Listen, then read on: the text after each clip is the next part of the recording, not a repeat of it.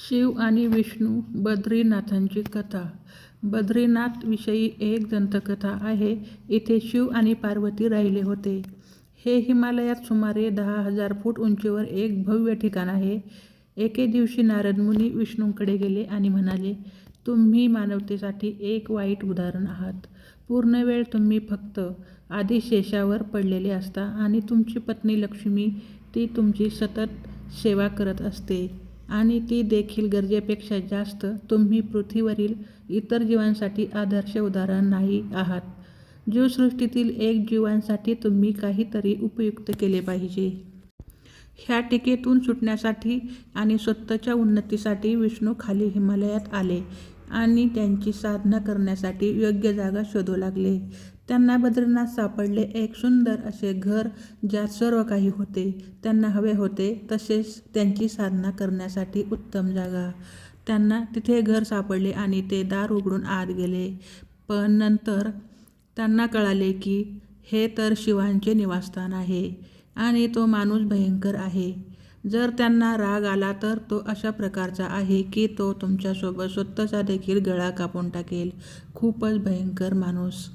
तर विष्णूने एका लहान मुलाचे रूप घेतले आणि घरासमोर बसला. शिव आणि पार्वती जे फिरायला गेले होते घरी परत आले तेव्हा त्यांच्या घरासमोर एक लहान बाळ रडत होते.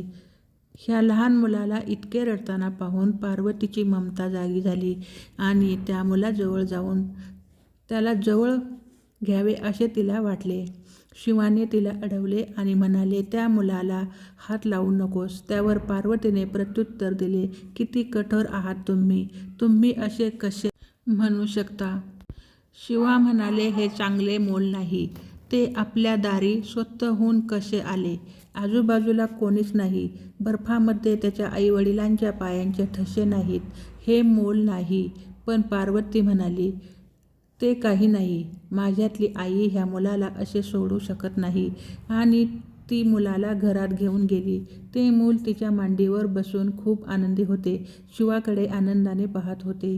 शिवाला याचे परिणाम माहीत होते पण तो म्हणाला, पाहूया काय होते ते. पार्वतीने मुलाचे सांत्वन केले आणि त्याला खाऊ घातले. त्याला घरात सोडले आणि शिवासोबत जवळच्या गरम पाण्याच्या झऱ्यावर आंघोळीला गेली. जेव्हा ते परत आले तेव्हा त्यांना दार आतून बंद दिसले. पार्वती हैराण झाली. दरवाजा कोणी बंद केला. शिवा म्हणाला, मी तुला सांगितले होते मुलाला उचलू नकोस. तू मुलाला घरात घेऊन आलीस आणि आत्ता त्याने दार बंद करून घेतले. पार्वती म्हणाली, आता आपण काय करायचे. शिवाकडे 2 पर्याय होते. एक म्हणजे त्याच्या समोरील सर्व काही जाळून टाकायचे. दुसरा म्हणजे दुसऱ्या रस्त्याने निघून जायचे. तर तो म्हणाले, चल दुसरीकडे कुठेतरी जाऊ. कारण ते तुझे प्रिय मूल आहे. मी त्याला हात लावू शकत नाही. अशा प्रकारे शिवाने स्वतःचे घर गमावले आणि शिव आणि पार्वती स्वतःच्याच देशात परदेशी बनले. जे आजूबाजूच्या परिसरात फिरले. राहण्यासाठी आदर्श जागेच्या शोधत आणि शेवटही केदारनाथमध्ये स्थानिक झाले. तुम्ही विचाराल, त्याला हे माहीत नव्हते का. तुम्हाला खूप गोष्टी माहीत असतात पण तरीही तुम्ही त्या होऊ देता. जेव्हा विष्णू शिवाला वाचवतो. योग पुराणात अशा अनेक कथा आहेत ज्या एखाद्याच्या तळमळीला शिवाची असीम करुणेचा आणि लहान मुलासारख्या प्रतिसादाचे वर्णन करतात. एकदा एक असुर होता ज्याचे नाव होते गजेंद्र. गजेंद्राने खूप तप केले आणि शिवाकडून वरदान मिळवले की जेव्हा तो बोलवेल तेव्हा शिव त्याच्या सोबत असेल.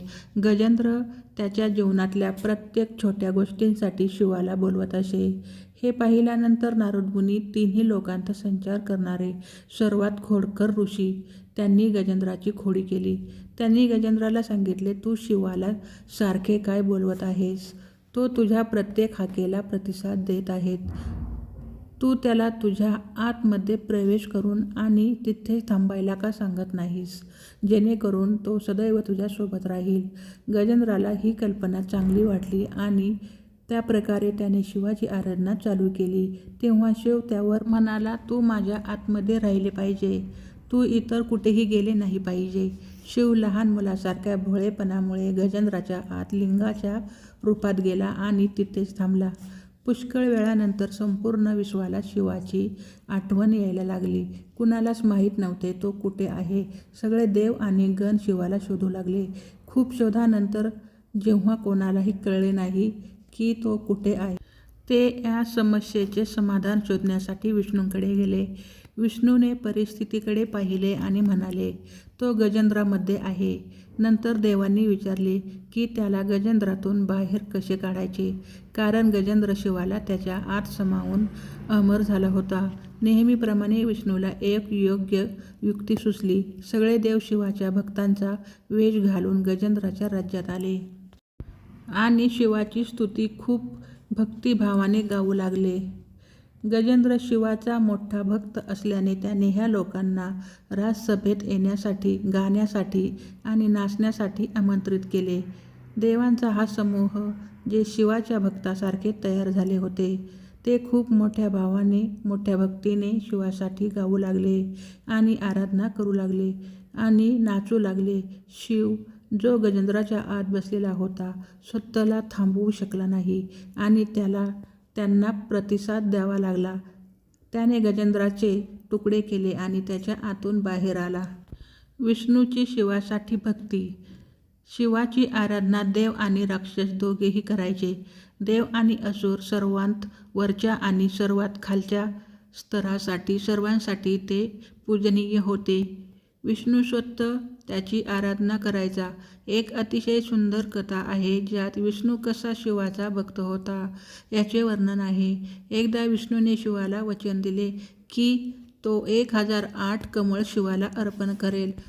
तो कमळाच्या शोधात गेला आणि संपूर्ण जगभर शोधूनही त्याला फक्त 1007 कमळ सापडले. एक कमी होते. तो आला आणि सर्व शिवाच्या समोर ठेवले. शिवाने त्याचे डोळे उघडले नाही. त्याने फक्त स्मित हास्य केले, कारण एक कमी आहे. तेव्हा विष्णू म्हणाले, मी कमल नयन म्हणून पण ओळखला जातो, म्हणजे कमळासारख्या डोळ्याचा देव. माझे डोळे कमळाच्या फुला इतके सुंदर आहेत, तर मी माझा एक डोळा अर्पण करेन. आणि त्याने लगेच त्याचा उजवा डोळा काढला आणि लिंगावर ठेवला. अशा प्रकारच्या अर्पणाने प्रसन्न होऊन शिवाने विष्णूला सुप्रसिद्ध सुदर्शन चक्र दिले. तर मित्रमैत्रिणींनो, कथा आवडली असेल तर कमेंट बॉक्समध्ये हर हर महादेव लिहून पाठवा आणि चॅनलला सबस्क्राईब करा. व्हिडिओ शेवटपर्यंत पाहिल्याबद्दल धन्यवाद.